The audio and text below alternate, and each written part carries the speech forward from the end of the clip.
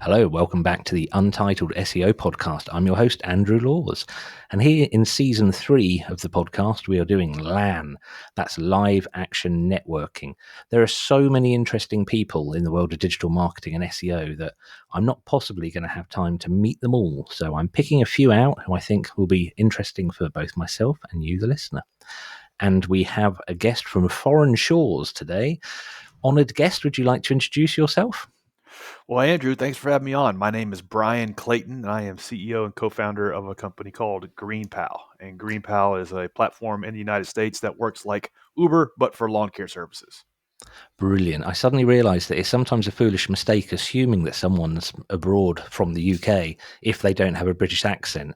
And it's particularly foolish because I grew up during the Cold War in between two enormous American Air Force bases. Oh, nice. So, Very cool. so a lot of my neighbours growing up, were American. That's awesome. I did realise you were probably based in America when I tested your website Awesome. because I really like the sound of it. So you've kind of told us a little bit about it. So do you tell us how you arrived at this place? Yeah, so my first business was actually a lawn mowing business. I started mowing grass in high school as a way to make extra money and stuck with the little lawn mowing business through college as a way to pay for college. And then when I graduated college, I had to make a decision. Was I going to just go into the job market and get a job doing something with my business degree or stick with the lawn care business? I didn't really want to be a lawn guy, but I saw business ownership as kind of my lane, as something I could just kind of throw everything I had into. So I made a little business plan and ended up growing that lawn care company into a real business, around 150 employees, Wow. eventually getting it over 8 figures a year in revenue. And then in 2013, a big national company in the industry came along and wanted to buy that company. So I sold it and it was acquired. And after that, I took some time off and I got really bored and I went through kind of an existential crisis because I didn't have another project. I didn't have a thing to kind of throw all of my passion into. And so I thought, well, somebody is going to build a platform like an app, a website to make this industry I know run smoother and easier, kind of like what Uber was doing at the time for ride sharing. I thought, well, why can't that be me? And I made a little business plan again and recruited 2 co-founders and started working on the idea of what the app should look like and how it should work. And never looked back. And now 10 years later, GreenPal is a 10-year overnight success. We're nationwide in the United States, around 300,000 people use the app every week to get lawn mowing. And we're closing in on 1 million. We want 1 million people to use it. Wow. So you struck on something that I'm really interested in here, and I'm going to guess we're roughly the same age. I think I might be a little bit older than you. I'm basing that just on a little fuzzy screener, listeners here. You said Cold War, and I'm a product of the Cold War as well. So Okay. I remember those days very well. Okay, cool. So something that I've seen a lot of, and I'm guessing you might have as well in the last 25 years, is people trying to launch an app or a website because they've had this fantastic idea, but they then learn quite quickly that they don't have the background to support that idea. So I'm really interested to speak to you because you did it. You did the business that your app then that your app is then an accelerator for. So how important do you think that is when developing a new product? I I know think it's it's I think it's sorry, go really on. important. I think when you are trying to bring a new piece of technology to the marketplace. So most of the time when you want to start a tech company, you are inventing something brand new from scratch that does not exist. And so that was one of the hardest things about starting GreenPal that I didn't anticipate. I just built this landscaping construction company to over 100 people and 8 figures in revenue and sold it. And I thought I knew everything there was to know about running a business. And then I started GreenPal and I realized, wow, this is way different because now I'm inventing a new product. I'm inventing something from scratch. And so that's like 100 times harder than just a traditional business because there is no playbook. And you kind of have to figure it out as you go. And the only thing I had going for me was that I knew the industry. I spent Mm, 15 years in the industry. I was kind of solving my own problems. I was building a product for me that I would have loved to have had when I was starting my company 15 years prior. And so that helped. And that was probably the only reason we got through the first 3 or 4 years, was because I was able to start on first or second base rather than having to figure out the industry and the technology and what customers wanted and all of these things at the same time. So I think authenticity can be a competitive advantage. And I think it's important to have that kind of like firsthand tacit knowledge about what it is you're trying to innovate in and have the scars. If you told me, hey, you got to go build green power all over again, but this time you got to do it for plumbers. And the first thing I would do is I would go work for a plumbing company for 6 months, and I would just ride around in a truck fixing leaky pipes all day every day, trying to learn what it is that is broken about that industry and try to apply technology to it. So I think it's almost impossible to build a platform like this without that firsthand knowledge. I think I'm going to use the phrase "got the scars." I've never heard that. Yeah, That's really good. That's a really nice way of summing it all up. And also, if you're doing something that you know and you love, then some of the big challenges you hit, I imagine, are just going to be fun rather than it being, oh no, I don't know what any of this means. I think you're just speeding things up. I think it's where what I'm interested about with AI at the moment, that people are expecting AI to just magically fix things, and all it does is just like a big fancy spanner. If you know what the problems are, it might help you fix it, but it's not going to tell you where the bolt is that that you need to go and hit with the spanner. You don't hit things with exactly. spanners, do you? Do the twisty thing. Yeah, yeah, exactly. It helps to have those scars, and what the best way I've heard it described is specific knowledge, which means your whole life's experience and everything that you know about a certain industry and how it's broken and how it works, combined with something else that maybe it's technology or design or good marketing or something, creates your kind of secret weapon. And for me, I knew the lawn care industry very well. I was willing to teach myself how to write software, and those two things combined made me somewhat unique in the marketplace. Okay, so remind me whereabouts in the states you are. Nashville, Tennessee. Oh, beautiful. So you built your business, the initial one, and how far was the geographical reach of your initial business? Because Yeah, I'm so guessing the 100 people is a lot of people. yeah, it was one of the larger companies in the industry in the region. So about 100-mile radius of Nashville is what we covered, and ultimately we got to a point where we were sending out 90, 95 crews every day, trucks every day, rolling out of the shop and servicing customers' properties, and so it was a pretty big operation. And when I sold it, I thought, well, this time I want to build something that potentially a million people could use. Mm. I want to build something that could touch the mass market.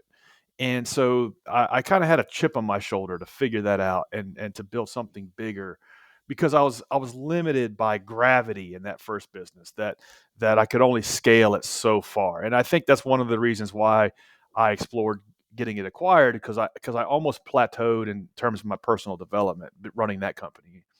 And so I wanted to run a tech business because I felt like I could scale it to beyond my little backyard of Nashville.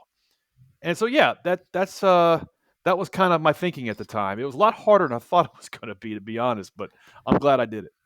Yeah, the reason I ask your location and your kind of your sphere of influence is it, I'm sort of, it always occurs to me when somebody takes something they really know and develop an app or a successful business from it. One of the channels that you have to open really wide is for feedback from customers who are in a part of the business you don't understand. So, for example, you've been operating in Nashville. What happens when you get your first clients in, say, California? Then the needs are going to be different, and they're not necessarily needs that you can foresee. So, what did you do to ensure that sort of positive feedback loop? Yeah, it's a very good point. This type of business is somewhat different in every geography and every region, and I think the first thing that we did well was that we picked up every book we could get our hands on in 2013, 2014 when we were building the company, to try to learn some sort of repeatable framework to discover what it was we needed to be doing. And the first few books were The Lean Startup by Eric Ries And then his predecessor is a guy named Steve Blank. He wrote a book called The Startup Owner's Manual. And what these two books tell you in like 1,000 pages of text is to get out of the building and go talk to your handful of customers. Go talk to, if you only have 5 customers, go talk to all 5 of them. But you got 10, talk to all 10. And they will guide you almost through like free R&D as to what it is you need to be building. And that's what we did. We did that out of paranoia, and we kept doing that over and over and over again. Healthy, positive paranoia. Yeah, because we knew we knew we were way out of our league. We were way ahead of our skis. Yeah, I had run a successful construction company, landscape construction company, but I didn't know what the hell I was doing running a tech business. And so the only kind of guiding light was customer feedback, and was sitting at the kitchen table with the one person in a suburb of Nashville that was using it, or taking somebody to Starbucks or Dunkin' Donuts to have them tell me everywhere my product sucks, and taking that back to the lab and fixing it, and then doing that in our second, third, and fourth market over and over and over again to learn. Okay, this is the nuance for every single town and city, and this is how we need to change it a little bit. And also, we learned from Uber on how they were rolling out from town to town at the time. If you use Uber in different cities and countries, it's a different experience based on different nuances. And so we kind of took that and applied it to our playbook. And so in Florida is very different than how California operates, and how Tennessee operates, and how New York State operates. And so we've had to make modifications to the customer experience based on what customers are telling us, and also based on what service providers are telling us, based on the service offering, the cadence of service, how much things cost. Geographically, services are different. We don't do seeding in this part of the country, but we do reseed in this part of the country. So it's a never-ending game of making it better and better and smoother and more contextually helpful to people. There's one aspect of this development phase that quite often people talk about, and it's a word I haven't heard you mention. You've talked in very positive ways about the potential and getting the scars and learning the lessons. But something I haven't heard you talk about that a lot of startups do is the pressure to monetize that comes from investors. So I know the answer really, but did you have trouble from investors? Because if you're going out and you're taking time, I can imagine an investor saying, well, it's very nice that you took, Jimmy to Starbucks and spoke to him for 4 hours, but where's the money? Or, when are we going to start getting the first paying customers? Did you have trouble with investors looming over you and pressuring you to get to the money? It's a really, really good question, and I think it needs to be talked about more for new founders to hear, because I was sold this idea that because I was starting a tech company, the first thing I needed to do was to go raise a round of angel funding, and then I needed to do everything I needed to do to get to a Series A and not worry about anything but that. And so I started to do that. And the year one, I was just running all over town, meeting with angel investors and trying to beg them to believe in my vision.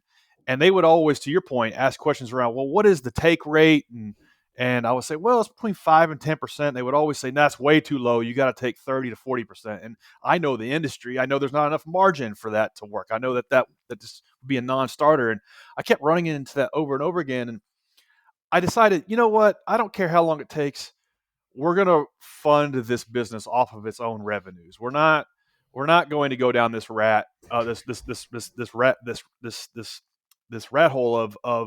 of trying to build a business that investors love. We want to build one that customers love and that service providers love. And I didn't want any pressure on the business that wasn't determined by customers. And so it was a very it was a decision early on in the journey that takes you down one path or another path. And so we decided to go, we're gonna self-fund this thing, we're gonna bootstrap it.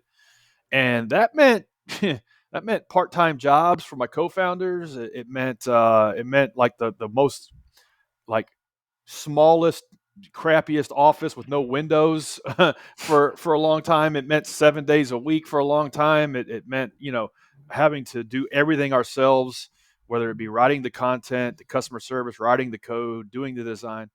But that's what it took to get to a place where we could make enough money to then to then delegate these things and put professionals in these roles. And I'm glad we did it that way, because there was a lot of venture capital that went after these Uber for X ideas. So Uber for laundry service, Uber for home cleaning, Uber for valet parking, you name it. And they all crashed and burned. They all destroyed somewhere, at least $1 billion, maybe more in venture capital, because they were all trying to scale too quickly, and they were all trying to put put rocket fuel in a Toyota Camry, and they just didn't have the unit economics figured out. They didn't have the product market fit dialed in yet. And so I'm glad we decided to go the self-funded way. It's probably the only reason why we're still here today. Yeah, I think that initial delay is very smart. I mean, I've not been in exactly the same position, but I've been in a position where money coming in would have been really tempting and Yeah. really nice, but also I've just heard too many horror stories. More so in the UK, obviously we do have investors and we do have angel investors, but it's a very different landscape to in the States, or what I know of the States.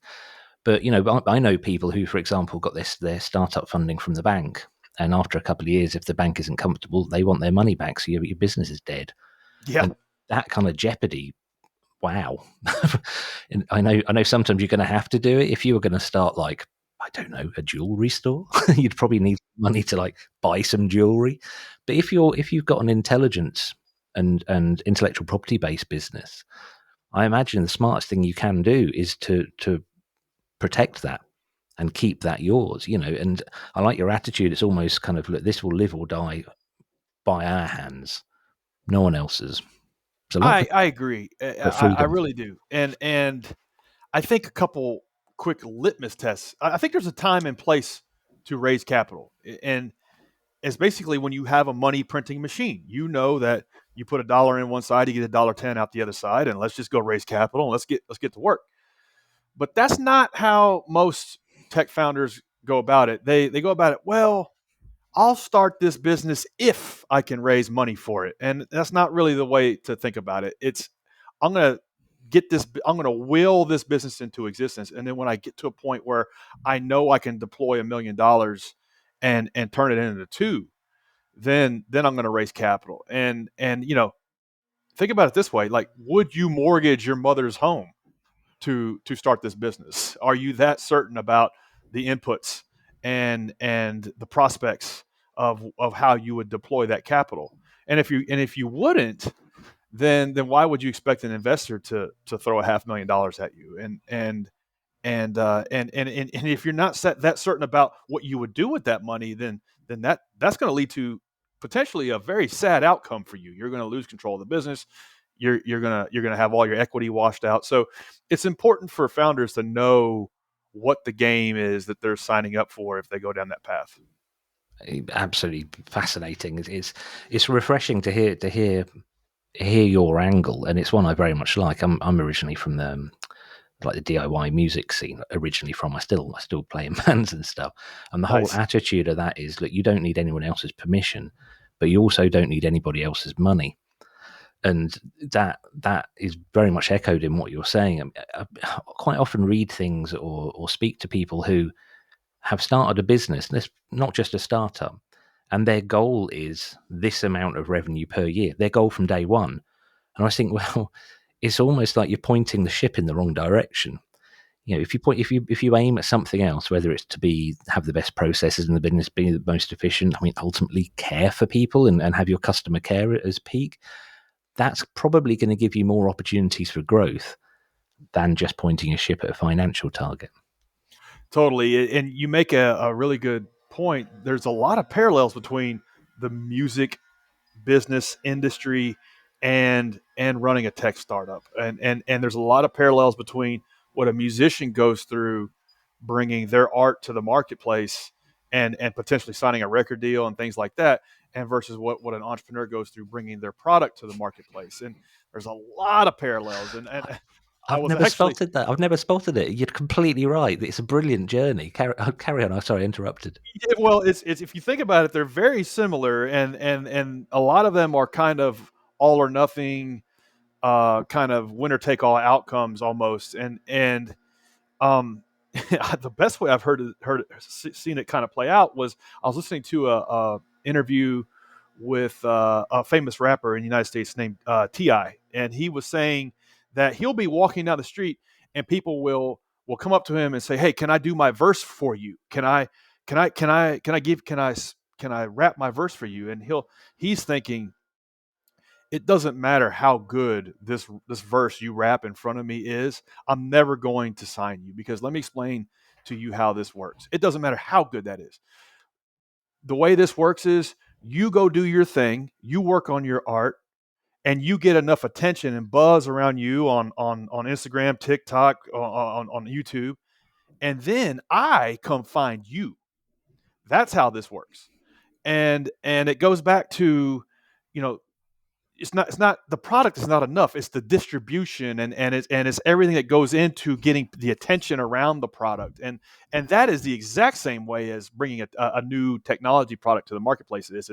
It doesn't matter, like, you can show an investor how good your idea is or how beautiful your designs are. All they care about is, do you have 50 people using it, paying you? And then I come find you. That's how that works. And so it's the two journeys are almost the same.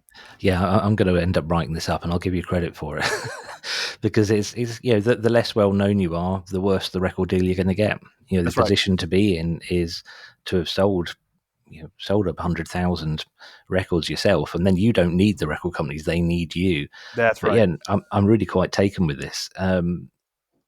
So what's next, Bryan? I'm having fun running this business. When I sold my last company, I made a decision. No matter what, from this point forward, I'm going to do what I like doing. I'm going to do what it is I want to do. And so I've had some 80, 90, 100-hour weeks running GreenPal, but I haven't really worked a day in 10 years. So so Hmm. I'm enjoying it. It's a lot of fun. It's challenging. It's growing. We're at around 300,000 people using it. I feel like I will have, I don't know why, but I feel like I will have touched the mass market somehow if I can get to a million. And so that's what we're focused on. In 5 years or less, how do we get to a million people using this app we've built?